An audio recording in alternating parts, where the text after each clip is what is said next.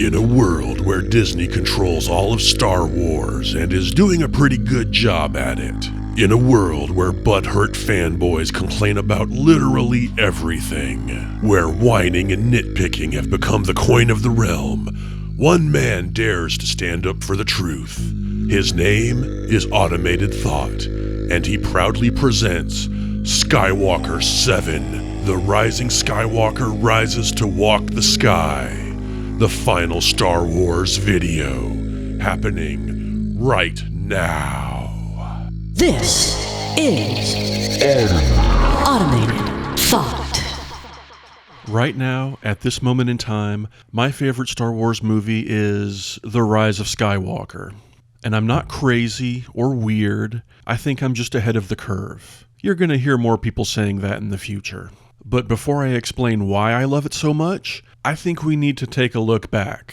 We need to take a look back into the past and consider the endless Star Wars cycle of death and rebirth. 1983. In 1983, George Lucas completed his Star Wars trilogy with The Return of the Jedi. It was a big hit and kids loved it, but a lot of critics and other serious people, they thought it was no good. You know, the kind of people who would have been all over the internet if the internet had existed back then. They thought that they were watching a very serious trilogy about the fall of an empire and the return of a galactic republic. So to them, this last movie, it just seemed like a 2-hour toy commercial for Jabba's palace playsets and Ewok dolls. It wrapped things up, but it didn't answer all of their questions. Who was the Emperor? How did the Republic become the Empire? How did Darth Vader fall to the dark side? Who was Luke's mother? Who was Boba Fett? So many other things. And when it was all over, there was very little left of Star Wars but Ewok cartoons, droid cartoons, 2 very iffy made-for-TV Ewok movies. A lot of Ewoks. To these serious people, what seemed so groundbreaking in the 70s, by the 80s it was just a bunch of merchandising. As a kid, I would see Star Wars being made fun of and lampooned everywhere, from Saturday Night Live to Mad Magazine. When I was in high school in the early 90s, I don't think I ever heard anyone talk about Star Wars, even once. Star Wars, it was just these old VHS tapes that were gathering dust in the corner, that old thing from the past. Star Wars was dead. It was dead forever. But then, magically, Star Wars came back to life. It began in 1997 when the special editions were back in theaters. That was the point where many people said, hey, Star Wars isn't just this dead thing from the past, it's still alive, it still matters to me now. And everyone was getting hyped up for George Lucas's prequel trilogy. In 1997, if someone told you that The Return of the Jedi was their favorite movie of all time, you would just nod and say, yeah, it's legendary. The Return of the Jedi, absolutely amazing film. And nobody remembered that 15 years ago, many serious people were saying that The Return of the Jedi was what killed Star Wars. 2005. In 2005, George Lucas completed his prequel trilogy with Revenge of the Sith. It was a big hit, and kids loved it. But the people who would become the fandom menace, they were not happy. Using this brand new thing called the internet, they screamed forever that George Lucas had destroyed their childhoods, that Jar Jar Binks was the worst thing ever, and that this pretty boy is not Darth Vader. They demanded that these films be erased from the canon, or redone by someone else. Mike Stoklasa of Red Letter Media became an instant internet sensation with a series of videos about the prequels, the premise of which was that the problem with the prequels was literally every single aspect of them. And he said that in many ways, Revenge of the Sith was the worst one of all, because the story just dragged itself across the finish line, sputtering as it ran out of gas. And then in 2008, there was this animated follow-up to the prequels. Some kind of thing that takes place between the 2 movies, and Anakin is a cartoon and he has like this new bratty sidekick for no reason. For these serious people, Star Wars was dead. Dead again, dead forever. But then, it came back to life.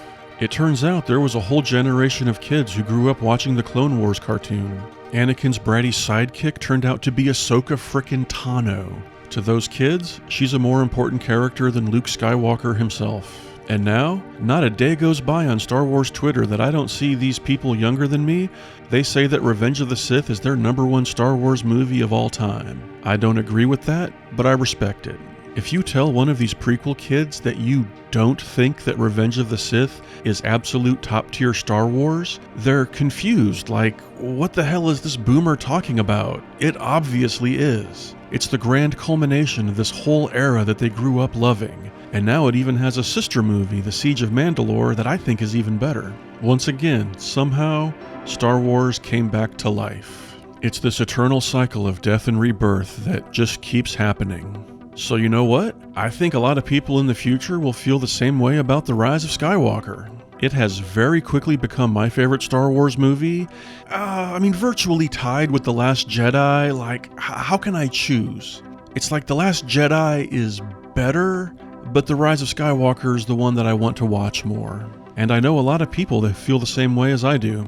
But you know, it took even me a bit of time to realize that. I would have never thought this the first time I saw it in the movie theater. The first time I saw The Rise of Skywalker, it was kind of under less than ideal conditions. It's such a fast movie, it just rushes by and slaps you in the face, and I was left thinking, whoa, that is not how I saw this ending.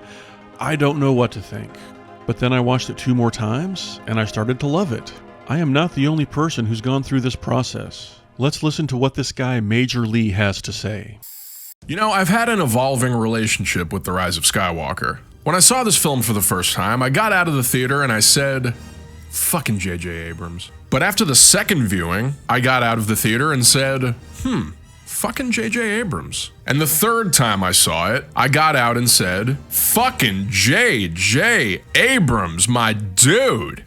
That is exactly what happened to me.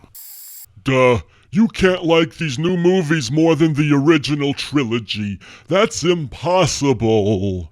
Look, the original trilogy is great. If you saw the original trilogy as a kid and it was your favorite thing ever, wonderful. But you know, I never really had that experience. I never saw them as a kid the way they were meant to be seen. I was too young to see them in the theater, my family didn't have a VCR, so I just kind of saw them half-assed on some blurry 1980s television with commercials and my older brother changing the channel the whole time, while our dad was like falling down drunk in the background. It wasn't until 1997, when I was in college, that I actually sat down and watched the original trilogy as it was meant to be seen. But these new ones, the sequels, I was able to watch each one of them in the theater, anticipating them, savoring them, feeling the excitement and anticipation between each one, and each one just felt better than the last. Force Awakens, really good. Last Jedi, way better. Rise of Skywalker, fuck yeah!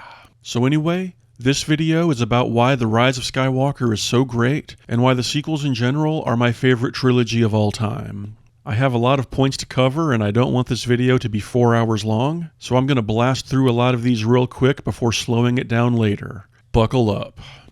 I love TROS because here are my reasons. The Rise of Skywalker might be the most beautiful Star Wars movie. The visuals in this movie are insane. Does it all move a bit fast at times? Yeah, there are some parts where I wish it would slow down, but after watching it so many times, it starts to feel right. Whatever issues I had with the pacing or the editing, they've kind of vanished over time. All its jagged edges have been worn smooth by constant use like a pebble on the beach. Rey Skywalker, Daisy Ridley. I love everything about this character and this performance. I love how she spent 2 movies stumbling around not really knowing what she was doing, and now she comes back as a fully trained Jedi assassin. I love every single moment that she's on screen, and I love that she has the single most badass show-stopping moment in all of Star Wars. Luke and Anakin never did anything half this cool. I love Rey. Finn. I love what they did with Finn in this movie. Everything in this movie, it's like his payoff from the first 2. His only goal was to get back together with Rey and Poe, his found family, because then everything would be alright, right? But after the big emotional hug and the tearful reunion, you find out that family is all about bickering and arguing and getting on each other's nerves constantly, and it's great. Finn got what he wanted. Now, some people thought that Finn should have become a Jedi in this movie, and I don't agree with that. Becoming a Jedi is a long and lonely path.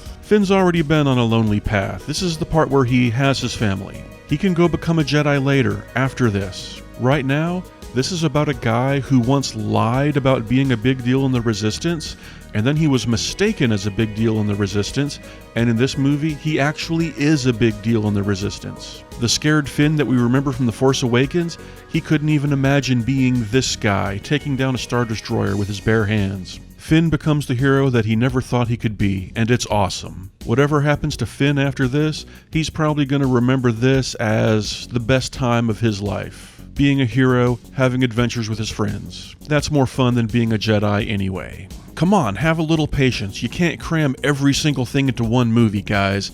Save some for later. Kylo Ren, Ben Solo. I love him in this movie. I think that one of the neatest tricks that this trilogy plays is that both Kylo Ren and the audience think that as time goes on, he's getting worse and more evil, when in reality, he's actually being slowly pulled back to the light the whole time. But he doesn't realize it. Remember how this scene, it was originally thought of as him becoming completely irredeemably bad? When you go back and look at it now, it's kind of a turning point for him. It's his last temper tantrum. In a way, Luke Skywalker taught him one final lesson. All of his hatred and rage and anger, they get him nothing. Pursuing the dark side is futile because it doesn't get him what he really wants, which is Rey. Kylo Ren becoming a sad whoopee is a lot better than him becoming some kind of hideous, scarred-up Vader clone, which is what would have happened in Duel of the Fates. I love that The Rise of Skywalker is not Duel of the Fates. Remember Duel of the Fates, the beta version written by Colin Trevorrow? I've read the script, and I don't like it nearly as much. I admit, Duel of the Fates does seem like the more logical conclusion. It kind of takes the end of The Last Jedi and just it kind of extends it for 2 more hours. But looking at it as a whole, I think it would just become grinding and tiresome. All that stuff about Rey getting blinded and Kylo Ren getting like a metal face and stuff, I don't like it. The Rise of Skywalker, it's kind of a swerve. After the Dark Night of the Soul and The Last Jedi, Rise kinda turns the ship around and takes it back into the daylight, the same way that Return of the Jedi was very different from Empire Strikes Back. Now, some people disagree, and I respect it. There's this guy named Andrew Weingartner, and he strongly prefers Duel of the Fates to Rise of Skywalker. Amazingly, he went ahead and illustrated the whole script as a comic strip, which is fantastic, and you can look at it all here. For the first time, we can compare and contrast the 2 possible endings, and luckily for me, they went with the ending that I prefer. I think that Rise of Skywalker is a vast improvement over Duel of the Fates. I love that while The Last Jedi was almost a pure samurai movie, this one is more of a Spielbergian adventure film. It's more like Indiana Jones. What with all the hidden treasures and mystical maps and ancient ruins, dark fiends hiding in caves. Any Star Wars movie is going to harken back to something in the past, and I think J.J. Abrams did the completely right thing by not doing the samurai movie homage a second time. This isn't Kurosawa, this is more like The Goonies. It's a contrast, and contrast is good. I love it. I love the sequel era as a whole. I love how the Battle of Exegol, it kind of serves as this new endpoint for this whole kind of 3rd chapter of Star Wars. You know, you had the original trilogy, which was great, and then Lucas added this like giant fat prequel era before it. And now we have this whole new 3rd chapter that's full of anarchy, chaos, disorder, and Mandalorians. It's this whole new playground for the creators to mess around in. And there's going to be a lot more stuff in here with Din Djarin and Ahsoka Tano. I like how now when you watch The Mandalorian, the shadow of Palpatine's return is always kind of looming there in the future. This whole dark era between Palpatine's defenestration and his eventual ultimate defeat. The sequel era is a fabulous era, and it's not over yet by a long shot. Everyone says that Star Wars is at its best when it's dark and like a Western, and that's what the sequel era is. Dark, lawless, frontier type stuff. I love the sequel era. I love the Battle of Exegol. And yeah, we've been so overwhelmed by massive final battles in movies for like 20 years now, but to me this one still feels special somehow. Every time I watch it, it is just pure adrenaline. Since all we're getting for the next 2 years is going to be the smaller and more intimate shows on Disney+, having this giant thrill ride battle, it seems appropriate. The Battle of Exegol, the planet of Exegol itself, it's such an awesome location. It's just, I love everything about Exegol. And I may be totally off base with this, but I can't help but notice that the word Exegol, it reminds me of two villains from the old Final Fantasy series, Exdeath and Galbez. Exdeath, Galbez, Exegol. Were you a Final Fantasy fan back in the day, J.J. Abrams? Exegol. I love that Palpatine returned. I made a whole video about this. You can go watch that one. Long story short, he completes his villainous arc. He stops being a politician or a tyrant, and he evolves into this Luciferian figure trapped in his own hellish underworld where he can only tempt and corrupt others. That was always his destiny, to become the Satan of the Star Wars universe. Come on, Palpatine, he never wanted to be a bureaucrat ruling over a failed democracy. He wanted to be the immortal emperor of a Sith empire, and he finally achieves it for about 5 minutes. I love zombie Palpatine, everything about Palpatine. More Palpatine is always good. I love that this movie gave us another quote-unquote impossible moment. The sequel trilogy has been fantastic about that. We think we know what the rules of this universe are, but then it expands them. Yoda destroying the tree with lightning, Luke Skywalker suddenly appearing on Crate despite not having a ship, Leia saving herself from the vacuum of space. And here we have Han Solo returning to talk to his son as a ghost of sorts, or a memory, whatever. You don't think he'd be able to do that because he was never a Jedi that was trained in that particular technique? But it feels completely right. No, Han Solo can't come back as a Force ghost. That's against the rule book. Oh my god, shut up. You know, this is the last video of mine that you're appearing in. You know that, right? Duh. No! I love everything in this movie about Palpatine coming back to life, the Force healing, all of that stuff. You know why? Because it follows up on something important from Revenge of the Sith. Remember all that noise he made about cheating death and bringing your loved ones back to life and stuff? For the longest time, we were kind of left wondering, is any of that actually true, or was he just yanking Anakin's chain? Here, we finally see that it is in fact real. The Sith can cheat death, but it's unnatural and horrible, and we see that it's possible to stop the ones you love from dying. It's just done in a different way than Anakin thought. You gotta do it selflessly, not selfishly. Does that make sense? I love that the Rise of Skywalker goes back and validates all of Palpatine's ramblings about Darth Plagueis. That whole loose end is tied off nicely. I love the final confrontation. I've watched this like 100 times. Like I've been saying for years, Vader clumsily yeeting the Emperor down the shaft back in Return of the Jedi is cool and all, but it does not seem to me to be worthy of being the last final battle in the greatest space saga of all time. This does feel like that. Ultimate light, ultimate darkness. And yeah, it seemed a little basic the first time I saw it, but the more you watch it, the more you realize that there's a little more going on here than first appears. I mean, just imagine, for centuries after this, there will be these councils of alien scholars sitting around and arguing about it. Blah blah blah blah blah. Rey Skywalker defeated the dreaded Emperor using all of her strength. That is why she is the exalted one that we worship. The one and only true Skywalker. And then some other alien scholars will be all like, No, no, no. The girl Rey of Jakku was merely a conduit for the greater spirits of the Jedi. They are the ones who defeated Palpatine, and we believe that it was mostly the spirits of the great Luke and Leia Skywalker being channeled through their respective lightsabers that did the great deed. Rey of Jakku was merely their handmaiden. Blah, blah, blah, blah, blah, blah, blah, blah. and then they would probably start like, a holy war over this question. Palpatine saying he was all the Sith, Rey saying that she's all the Jedi. Is that meant to be taken literally or metaphorically? It's kind of vague, it's open to interpretation. It's kind of dumb, but it's not. It's brilliant.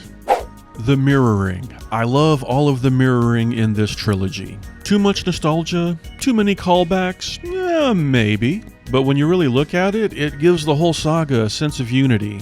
I mean, come on. Let's think back to what George Lucas himself did with his two trilogies. He really said, that the first movie, it's got to end with the young hero flying a ship he's never flown and blowing up a space station because no one else can. Then the second movie, it's going to end up with him getting his hand cut off by the bad guy, but he recovers with his loved ones. The Emperor goes down a shaft. The Emperor goes down a shaft. Vader's mask comes on, Vader's mask comes off. In all three trilogies, the Emperor dares someone to strike him down with differing results. At two separate times in his life, Obi-Wan Kenobi violently lashes out at someone at a bar who's messing with him. You should just never mess with Obi-Wan when he's at the bar. George Lucas wants us to understand that. It's like Lucas said, it's like poetry. They rhyme, so it makes sense. When you watch these movies enough, you realize that back years ago, the first thing you ever saw Han Solo do was break into a Death Star where someone named Ben dies. And the last thing you see Han Solo do is break into another Death Star where he's killed by someone named Ben. It's all these weird cyclical moments of fate. There are some nerds who have created all these complicated flowcharts and have written these theses about ring theory that shows how every part of the Star Wars saga kinda mirrors and reflects some other part of the Star Wars saga, and they're probably right. It is very hard to argue at this point that Star Wars itself is not about the repetition of forms. The whole thing starts when a boy sees a beautiful girl and has this moment of puppy love, but it leads to him becoming a dark knight in service of the evil one. And then it ends with his grandson, who starts off as a dark knight in the service of the evil one. He's redeemed by this moment of puppy love with a beautiful girl. He turns back to the light, and the waters of Kefir, they're a reflection of the fires of Mustafar. The beginning and the end reflect each other. When you look at it from a bird's eye view, it is very, very satisfying. Mythic.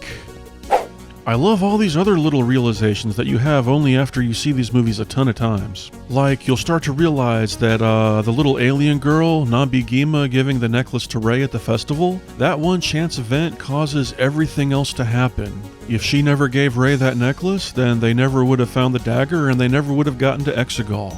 And yeah, there's nothing really unusual about these little quirks of fate and having the road rise up to meet your heroes, but it's still a great ride. All hail Nambi Gima, the savior of the galaxy. Another thing I love that for dorks like me who like to read way too much into things, you can read this entire trilogy on a weird meta level. It works just fine as a straight-ahead heroic narrative, but if you want to get meta, there's really something there. You could almost read Rey's quest for identity. You could look at it as being a reflection of the journey that the filmmakers themselves went through to find their new hero for this new saga. I mean, think about it. When they were planning these movies, they had a whiteboard set up, and it had the three possibilities that they were mulling over for the identity of the new hero. Number 1, she could be related to a light side character like Luke Skywalker, Luke's daughter. Number 2, she could be related to a dark side character, most likely the Emperor, because we already know about Darth Vader's kids. She could be spawned from the dark side. Number 3, she could be a nobody from nowhere who has no connection whatsoever to anything that came before. Those were the 3 options, everyone knows that. And in the end, I think they realized that doing just one of those would have been unsatisfying. Just having her simply be Luke's daughter or simply being the Emperor's granddaughter, that doesn't reflect the reality of what they were going through as creative filmmakers. So they took all 3 options, kinda jumbled them up, and they had her be all 3 at once, but neither one completely. Again, that's a very meta way of looking at things, and maybe you don't want to look at it like that, but I do. I really do. And I strongly believe that whatever tension, whatever changes happened along the way during the creation of these movies only made them better. People seem to have this weird hard-on for having everything planned out ahead of time, but I disagree. I mean, imagine if in 1976, if you had taken George Lucas's original ideas for the Star Wars trilogy and said that they were set in stone, that nothing could be changed along the way, that his wife Marcia Lucas, Irving Kershner, and Lawrence Kasdan, they would never get to have any input or change anything about it. You would not have the original trilogy. You would have something probably much worse and much weirder. There would be no Yoda, Darth Vader would not be Luke's father, Luke would find his father in the Death Star and make him young again with a magical crystal or some junk, Han Solo would be a giant frogman. The dark side would be called the Bogan or whatever. It would have been pretty bad. The changes that they made along the way, the journey to reaching the conclusion, only made it better. And I think that the sequel trilogy is the exact same way. So, okay, like I said, I covered that all pretty quickly. I could have rambled on for way longer than that. You're welcome. But right now, I want to slow things down, take a deep breath, and I want to make my ultimate point about the Rise of Skywalker and the sequels in general. What is at the heart of Star Wars? What is Star Wars really about? People will say that it's about hope and redemption and found family, and all of that is true. The thing about Star Wars is that it takes place in a fallen world. It's a world where the Golden Age is gone, where the state of everything is mostly bad. There's war and strife and hardship, and people don't get what they want. Almost everything goes wrong, but they still scrape through and find some kind of salvation in the end. This is one of the basic truths of the human experience. Things are not ever what you want them to be, what they could be. Life is not perfect. Every single person alive right now wishes they could have a life different than the one they have. The religions of the world, they grapple with this hard reality in different ways. Western religions like Christianity, they tend to teach that a perfect world, some Garden of Eden, it once existed in the past. And a perfect world, some New Jerusalem, will exist at some point in the future. We like to imagine that things once were perfect and they can be again. But for right now, because of something that went wrong, we're here living in this tragic middle phase where life is hard, we suffer, and all the beauty and meaning come from places we don't expect. You're probably familiar with J.R.R. Tolkien and his world of Middle-earth. You know, the Lord of the Rings movies. Since Mr. Tolkien was a devout Catholic, that Christian sense of a temporarily fallen world is written into the fabric of his mythos as well. It all begins with a god named Iluvatar who creates a perfect cosmos. But then one of his children, Melkor, chooses to disrupt it by introducing his own ideas. But Iluvatar weaves Melkor's disruption into his original plan, and he creates something new, something that's unexpected and strange, but ultimately more beautiful and meaningful than his original perfect design. It's very, very similar to the fall of Adam and Eve leading to Jesus and redemption through Christ, which I don't really know much about. I know a lot more about Tolkien than I know about Christianity. The important thing is, in Western myths, there's a good beginning and then a long struggle that leads to an unexpected victory and salvation at the end. The kids refer to this as copium, I believe. Copium. And that's a part of the heart of Star Wars. Everything going wrong, but unexpected beauty and meaning being found nonetheless. But Star Wars is also based on Buddhism, on Eastern religions. The Jedi are essentially Buddhist warrior monks. And in Buddhism, there isn't necessarily a perfect world in the past or the future. There's only the now, the eternal now, forever. This physical plane, it's always going to be harsh and brutal. And the only salvation is not to get past it, but to transcend it, to rise above the present, to let go of your desires and become a perfect Jedi, much like Obi-Wan Kenobi. Obi-Wan Kenobi loses everything that he loves many times over, but he doesn't fall, he transcends. He accepts that everything in his life has happened for a reason, he accepts it and rises above it. He lets go. Because if you try to cling to everything, if you try to get what you want at all costs, then that's how you become a Sith. The Sith only care about controlling the material world to get what they want. The Sith will do anything to stay chained to this material realm, no matter what the cost. They want to stay here and live forever, even though that only results in tragedy. The material plane, you have to let it go. Obi-Wan Kenobi knows that the world itself is a tragedy and only his spirit matters, and that is why he dies with peace and purpose. You might notice I keep using the word tragedy. It's important to understand that Star Wars is a tragedy. And tragedy, the word, it does not just mean story where bad stuff happens. Tragedies are our most enduring kind of story. There's a reason why all of Shakespeare's comedies that have happy and funny endings, they're okay.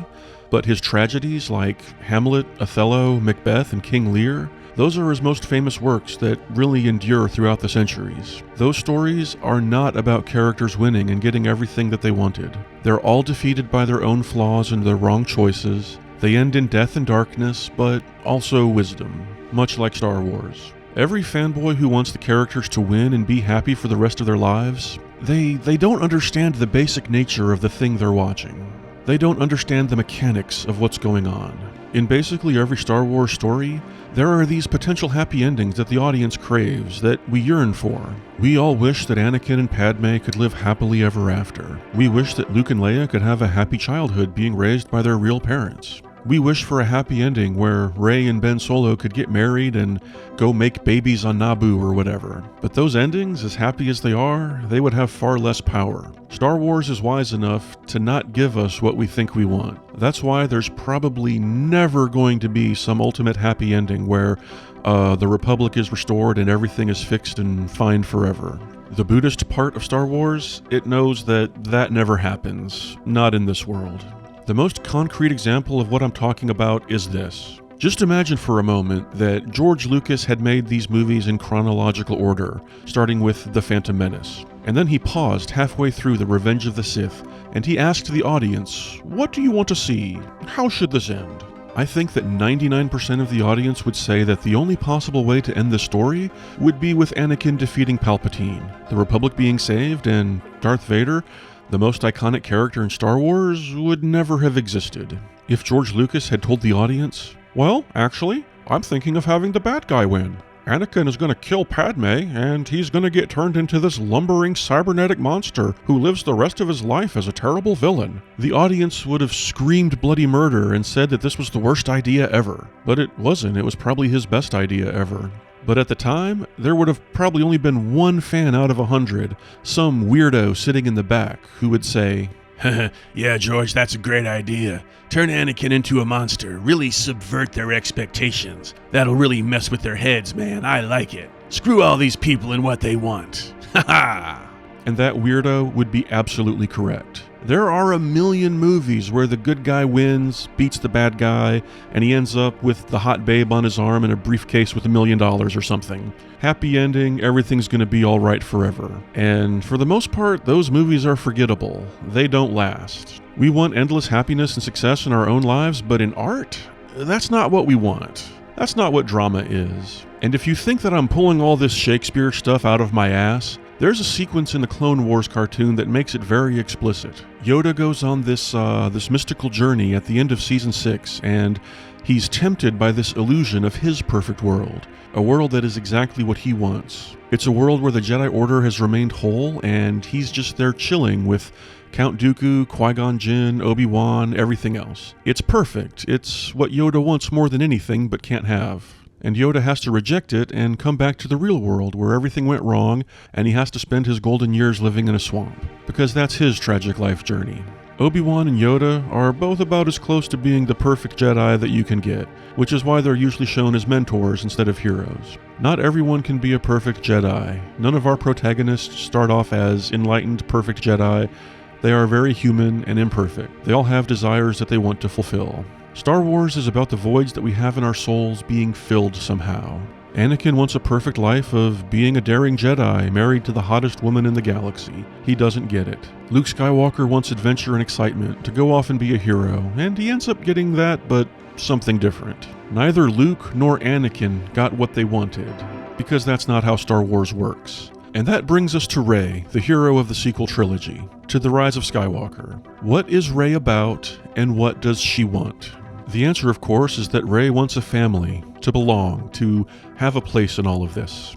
In Rey's ideal world, her parents might still have died tragically somehow, but then she'd have found a new home. She'd have met and married that handsome Ben Solo and moved in with him and the rest of the Skywalker family. And she'd be a Skywalker, basically adopted by them, and she'd spend all these wondrous years with Han and Leia as her adoptive parents, and crazy old Uncle Luke teaching her things, and sitting with Ben in a meadow and supporting him when he goes off to fight and be a big courageous man. She'd have never struggled, never faced uncertainty and loneliness, and never become a Jedi. That's what Rey's perfect world would have looked like. That's what she's after. But just like all the other Star Wars heroes before her, she achieves only tiny moments of that, these little bits of salvation separated by space and time. Anakin had just a few happy moments of bliss with Padme during the Clone Wars. They spent only a small number of days together before it all ended. Luke had only a couple of moments of connection and understanding with his father. That was all the universe gave him, literally about 2 scenes. It wasn't what they wanted, but it was what they needed. In the same way, Rey has just one short day where Han Solo is like a father to her. She has maybe one short year where Leia is like a mother and a mentor to her. And she and Ben Solo have that one moment of transcendent love, that one single kiss before he dies. So she does have those connections with the Skywalkers, but only briefly. She gets the essence of being a part of their family dramatically distilled into these perfect fleeting moments. And when you watch these movies the first time, it doesn't seem like enough. They always leave you wanting more. But when you see them over and over again, these small moments become indelible the more they're repeated. Time is transcended. It's the same thing that happens in the original trilogy. Growing up, we just all had this sense that Luke and Obi-Wan Kenobi had this very deep bond, despite the fact that Obi-Wan Kenobi only has about 24 minutes of screen time in the entire trilogy, and some of that isn't even with Luke. They literally spend, 18 minutes together? But for Rey, those passing moments are what she needs to fill the void in her soul. That's all she needs to become a Skywalker. The fanboys who don't think that she should have that name have no idea what this story is all about. It's about Rey joining the Skywalker family in the most bittersweet, tragic, and Star Wars-y way possible. It's a spiritual thing that takes place far across space and time. The loving parents she never had, the mentor who sets her on her path, and the boy who falls in love with her and then gives his life for hers. They become a family in the cosmic sense, not because they live in a house together for a long time. So if I had to sum it all up, Star Wars is about living in a fallen world, a tragic world that will always be in turmoil, but getting tiny glimpses of the perfect world that you want to exist, holding on to those precious moments of salvation, and carrying them with you as you face your real life, which will be hard and brutal, but still filled with friends along the way, and it'll all be worth it, even though you're probably gonna die horribly, but hopefully with a sense of peace and purpose. The original trilogy gave us that blueprint. George Lucas started off wanting to make a fun space movie full of pew pew pew, but he and his collaborators stumbled across something better. Maybe Lawrence Kasdan is a super smart guy who said, "George, we need to throw some Shakespeare in here. We need to make this a tragedy, not just a Saturday morning serial." Or maybe they came to it organically, because different artists will often come to the same conclusions just by asking themselves, what would have the most impact? What would have the most meaning? And that's the blueprint that Disney is following to this day, because these guys, they understand the assignment. They understand the assignment much more than all of the angry haters who don't understand anything. Star Wars. Yes! Okay, I hope that all made sense. And I hope I've gotten across how much I love The Rise of Skywalker. Ultimately, I can't really describe logically why this movie just works for me so well. It just has that quality where every time I see it, it feels like it's happening right now for the first time. It's 2 years old at this point, but it doesn't feel like it. Man, 2 years. I mean, I saw it for the first time when it came out just before the pandemic started. I saw it 1 year ago right after I stood in line for an hour and voted for Joe Biden. The people of this nation have spoken. They've delivered us a clear victory, a convincing victory. A victory for we the people. And I saw it like a week ago, and every time it just still feels like fire. It's just fresh as a daisy. I can't explain it. And it's weird, because if I were in charge of making this movie, it would be very different. It would be slow and ponderous and full of lore. It would be more like Dune. It would be like Game of Thrones in space. It would not be a fast, fun adventure movie like it is. But hey, I am perfectly willing to accept that J.J. Abrams might just know more about making movies than I do. At this point, The Rise of Skywalker is one of my favorite movies of all time. But, of course, you should keep in mind that my other favorite movies of all time include a weird, pervy anime from the 1980s, and an old art house movie about gay rock stars that kind of mashes up Citizen Kane with the life of David Bowie. I like odd stuff, and Rise of Skywalker is odd enough to fit right in there. I'm not one of those dorks who's gonna lie and tell you that my favorite movies are Citizen Kane and The Godfather. I like The Rise of Skywalker way more than those two. If it doesn't work for you, well, hey, that's life. There are plenty of huge movies that a lot of people love that to me, I just don't care about. I can't believe they're still making Jurassic Park movies. To me, I only need the one movie about dinosaurs and how we shouldn't bring them back to life because they'll just break out of the park and kill people. Anything past that first movie to me is just extraneous. If you don't like the new Star Wars movies, I mean, that's fine. I know people who are just kind of tired of blockbuster filmmaking in general, and they gravitate towards smaller, weirder, more offbeat things. If you're one of those people who has a very strong preference between Rise of Skywalker and Last Jedi, and you feel that one of them is a masterpiece but the other one is a tragic misstep, well, that's fine as well. I can absolutely see why you would think that. But then there's the haters. Oh, the haters. Those people who have just this burning hatred of all Star Wars now and yet call themselves the real fans. Those people kind of bug me. You know why? Because they can't just chill and say, hey, these movies aren't what I wanted, but clearly other people like them. Tomato, tomato. No. That's never enough for the haters. They seem to have this desperate need to convince themselves that everyone else feels just as they do, that there's something objectively wrong with these movies. There isn't, and that their subjective dislikes be elevated to being universal truth. No. Even worse, they insist that the people who do love these movies, including a lot of kids, that their love is not as pure somehow, that they're mistaken, and that to me is just pathological. If you were a kid in 1983 telling other people that The Return of the Jedi was your favorite movie of all time, and some creepy old guy came up and was screaming that you were wrong and that you physically cannot like The Return of the Jedi as much as he liked, like Buck Rogers or some shit back in the day, you'd think that old guy was insane. Like, get back in the gutter. If you don't like The Rise of Skywalker now, maybe you will in the future. It's impossible for any of us to know how we're going to feel about anything in 5 or 10 or 20 years. Back in 1983, there was some smart nerd guy in college who went around telling everyone that The Return of the Jedi was a complete disgrace. It insulted his intellect because of the Ewoks. He's a serious sci-fi fan who reads Asimov and Heinlein, so this teddy bear picnic stuff, it's beneath him. He wouldn't be caught dead watching this crap. Today, that nerd guy, he's like in his 60s or something. And at some point in his life, he probably looked back and he said, you know what? The Return of the Jedi, man, the early 80s, man, those were good times. I was young, I was in college. I wish I could go back and see Return of the Jedi again and not be so uptight about it. Appreciate it for what it is, not what I thought it should have been. To me, the prequel movies, they seem a lot better now than they once did. That endless list of notes and suggestions that I once had in my mind about how to make them better, it's pretty much gone. Everything that I used to think was wrong with the prequels, the stiffness, the formal way the characters speak, the way everything is too shiny and pretty, it's interesting, it's anachronistic. Me, in my headcanon, I kind of think of the prequel trilogy as being like, what if Rey was sitting around a campfire with Leia and listening to the legend of Anakin Skywalker, and this is just how it appears in her head.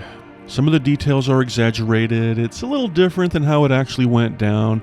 It's like a legend obscured by time. And because Rey is imagining it, that's why Anakin is a pretty boy and Padme has like a different gorgeous outfit in every scene. Because that's how a girl like Rey would imagine it, Now, maybe you're one of those haters and you're gonna scream, No, I hate the sequels forever, and The Rise of Skywalker is the worst movie ever made, and I've never even seen it. I will never change my mind in a million years because I won't admit that I was wrong. That's just limiting yourself. Don't make it political, you dumb chode. Come on, in 20 years, every single cell in your body will have been replaced by other cells. You'll be a completely different person. I mean, the simple fact that nowadays I like and enjoy the song Champagne Supernova by Oasis, that's proof that your opinion on anything can totally change. I mean, I hated that song back in 1996, and I love it now because it reminds me of 1996. It's weird. It's time. It's being human. You never know. Maybe Mike of the Red Letter Media guys, maybe he likes to watch The Phantom Menace while getting wasted with his friends, and maybe he likes the movie now more than he did. Maybe 20 years of disliking The Phantom Menace has led to some good memories. The human mind is a very mysterious place. I know to me, the mind of George Lucas is an unfathomable thing. Sometimes I think that George Lucas is a genius, and sometimes I think he's a madman. Whether accidentally or on purpose, he seems to have stumbled across a strange truth about art. A lot of cool things fade over time, but cringe is forever. He may have invented cringe culture for all I know. Star Wars is just like us. It's weird, it's human, it's cringy. Any kind of cringe that's in The Rise of Skywalker, it just makes it better for me. Like I said, I freaking love this movie. I just spent like an hour talking about it. At this point, that's all I got to say. If you made it this far and listened to everything, then thank you. Thank you for sticking with me. And I hope that someday you will love The Rise of Skywalker as much as I clearly do. I love it! The Rise of Skywalker!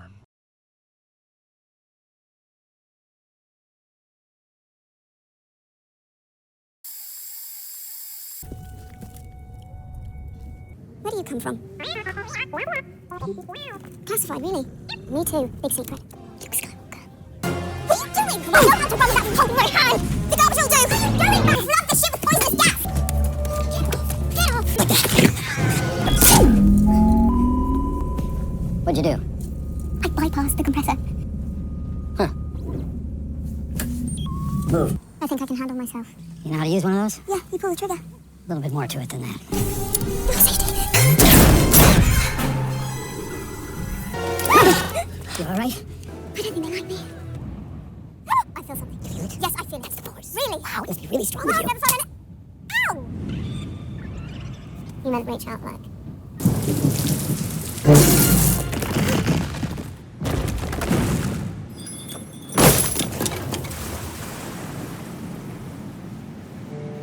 Lifting rocks. Okay.